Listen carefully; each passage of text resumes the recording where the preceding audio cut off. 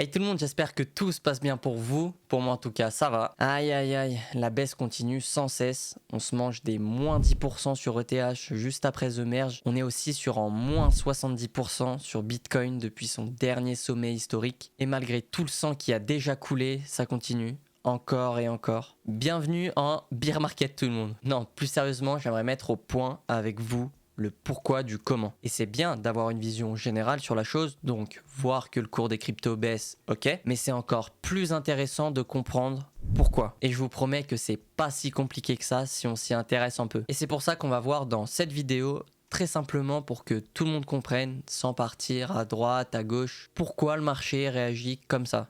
Hormis le fait qu'on est en période baissière. Mais juste avant de commencer, je vous invite à lâcher votre petit like et à vous abonner à la chaîne si vous êtes intéressé par le contenu autour des cryptos et tout ce qui les entoure. Ça fait toujours plaisir, donc merci à ceux qui le feront. Mais allez, assez parlé, on rentre dans le vif du sujet. Let's go!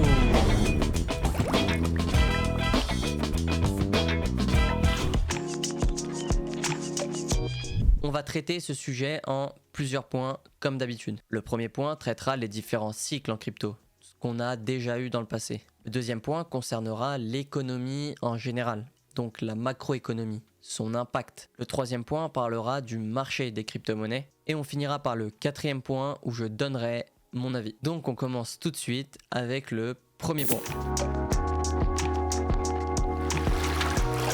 Avant de commencer de parler des facteurs d'influence sur le marché, c'est important de faire un petit pas dans le passé pour prendre du recul sur l'écosystème des cryptos. Vous le savez sûrement, en crypto-monnaie, on a différents cycles qui se distinguent. On a un cycle appelé le bull run ou le bull market. Alors c'est pas une course de taureau, mais c'est une métaphore qui exprime le fait d'être en période haussière durant une longue période et qui atteint des sommets historiques. Donc en gros, le bull run, c'est quand le marché est vert. Et l'autre cycle, il s'appelle le bear market. C'est tout le contraire du bull run. C'est quand le marché est en période baissière durant une longue période. Donc le bear market, c'est quand le marché est rouge. Maintenant que vous avez compris les différents cycles, on va passer sur la charte Bitcoin pour vous montrer concrètement les cycles du marché. Pourquoi Bitcoin? Tout simplement parce que c'est la crypto-monnaie sur laquelle on a le plus d'informations. Pour prendre un exemple, si Bitcoin part à la hausse, les altcoins, eux aussi, suivent la tendance. En tout cas, ne vous inquiétez pas, on va pas faire d'analyse technique.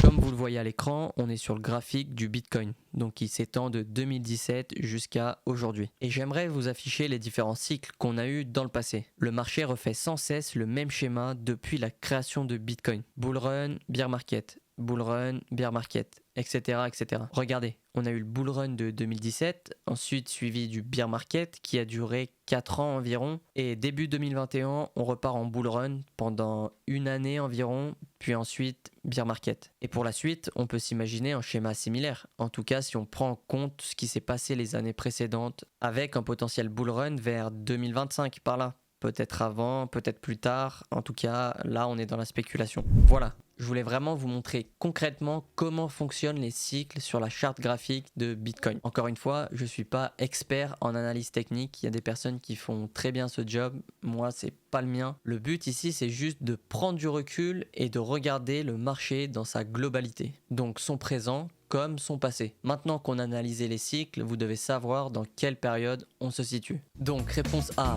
bull run, réponse B, bear market.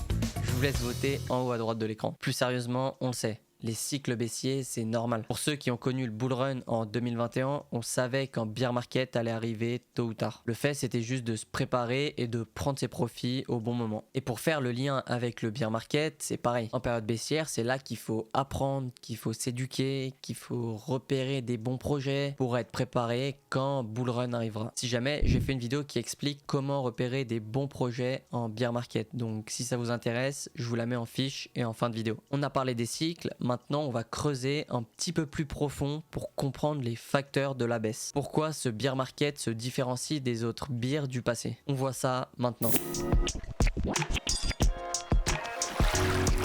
Juste avant de commencer, je tiens à remercier White Loop Capital avec la participation de Smothers et Ares qui ont rédigé un rapport macroéconomique de 69 pages. Et je vais m'appuyer dessus pour cette partie de la vidéo. Si jamais, je vous mets le rapport et leur compte Twitter en description pour les intéressés. Alors, comme je l'ai dit, c'est important de savoir pourquoi le marché réagit comme ça. Parce que, quoi qu'on dise, ce bear market est bien différent des autres bears du passé. Ceux qui vous diraient le contraire vous mentiraient. Parce que, hormis le marché de la crypto, derrière il y a l'environnement qui l'entoure et qui donc a un impact sur le prix des crypto-monnaies. Il faut savoir que c'est bien la première fois que le marché des cryptos fait face à une crise économique mondiale. Je parle bien évidemment de la crise du Covid. On subit actuellement les conséquences économiques de plein fouet et c'est pas fini puisqu'on rajoute à ça le conflit entre la Russie et l'Ukraine qui impacte le monde entier sur le prix du gaz. On a aussi l'inflation, la baisse du pouvoir d'achat aussi qui provoque par la suite une inflation sur les salaires. Bref, c'est la merde. Et de l'autre côté, on a les crypto-monnaies qui doivent avancer dans un écosystème qui est en turbulence. Petite parenthèse, côté Europe, c'est encore plus compliqué puisque l'Europe est dépendante à plus de 60% de l'approvisionnement extérieur en termes d'énergie. Ça veut dire que 60% des énergies utilisées en Europe proviennent de pays en dehors de l'Union européenne. Et vu que les prix de ces énergies explosent, on a une inflation qui suit le même chemin. Fin de l'aparté. On a aussi à côté de ça les marchés financiers traditionnels qui eux aussi se portent pas très bien. Donc le CAC 40, le SP500 et j'en passe. Donc les investisseurs, les sociétés, ils viennent chercher de la liquidité et ils la prennent dans leurs investissements qui sont les plus volatiles, les crypto-monnaies. Et par la suite, on a une pression vendeuse sur le marché qui vient faire baisser le cours des cryptos. Si vous souhaitez voir en détail ce qui se passe dans le monde de l'économie, je vous invite vraiment à lire ce rapport. Si vous avez la motivation, il se lira très rapidement. Il est en description pour les intéressés. Donc, si je reprends, l'économie mondiale est en pleine crise. L'objectif premier, c'est de contrôler cette inflation qui fait que d'augmenter. Mais à côté de ça, on a le prix des énergies qui décolle, les investisseurs qui viennent chercher de la liquidité sur le marché des cryptos et qui par la suite impactent le prix. Donc pour résumer, l'économie mondiale est dans un état qui fait peur à voir. Et donc l'environnement actuel et la psychologie du marché ne permettent pas aux crypto-monnaies d'évoluer, puisque ce sont des actifs plus risqués et que c'est un marché encore très jeune. Et donc les investisseurs et les sociétés se sont mis en mode stand-by sur les investissements et ne peuvent pas se permettre de prendre des risques étant donné que le contexte actuel est délicat. En fait, l'objectif premier, c'est de protéger son capital au maximum. Donc ils se dirigent vers des actifs moins risqués et plus stables comme le dollar, le franc suisse ou l'or. Maintenant qu'on a vu pourquoi le marché des cryptos a du mal à gérer cette pression économique, on va se focaliser sur des points plus positifs du marché des cryptos. En tout cas, ce qui ne change pas et qui reste là. Quoi qu'il se passe sur le marché des cryptos, même si on a une pression vendeuse, qu'on a une économie qui va mal, s'il y a bien un truc qui ne change pas, ce sont les fondamentaux. Chaque jour qui passe, on a des news qui mettent en avant l'écosystème des cryptos et son développement, et les gens sont plutôt persuadés que l'impact de la blockchain dans notre futur prendra une très grande place et que de nombreuses innovations sont à venir avec cet écosystème. Alors, malgré l'état du marché actuel, je vais vous dire une chose, Bitcoin n'a jamais été aussi bien depuis qu'il existe. Ça paraît contradictoire quand on voit l'état du marché, mais c'est bien le cas. Si on prend l'exemple du hash rate, donc le hash rate, c'est le taux de hash en français, c'est la puissance du minage par seconde.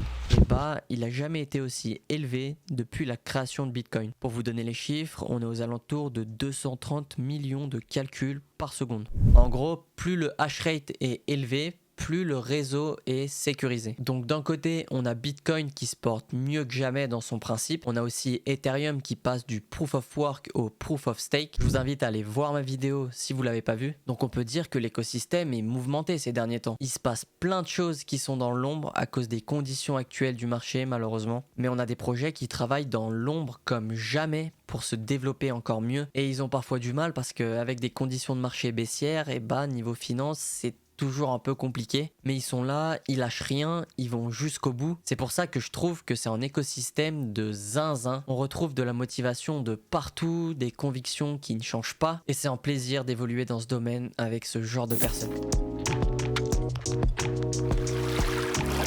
De mon côté, malgré l'économie qui est désastreuse, on peut le dire, et qui a aussi une influence sur le cours des cryptos, je m'en tiens au dernier point. Les fondamentaux des cryptos ne changent pas. Je pense aussi que beaucoup de personnes vont découvrir le bear market pour la première fois, qui sont rentrés en plein bull run avec les NFT, ou alors avec le CRO, ou alors Elrond, enfin peu importe, et qui se retrouvent à devoir comprendre le pourquoi du comment. Donc je pense que pour l'éducation, en bear market, ça fait pas de mal. Il permet de se prendre des claques de droite à gauche et d'apprendre de ses erreurs. C'est triste à dire, mais c'est comme ça. Tomber pour mieux se relever. Voilà, c'est la fin de cette vidéo. J'espère qu'elle vous aura plu, que vous avez appris des choses. Si c'est le cas, n'hésitez pas à laisser en commentaire pour me soutenir. Vous connaissez, ça augmente les perfs de la vidéo, donc merci à ceux qui le feront. Sur ce, je vous dis à la prochaine. C'était Clémise. Ciao!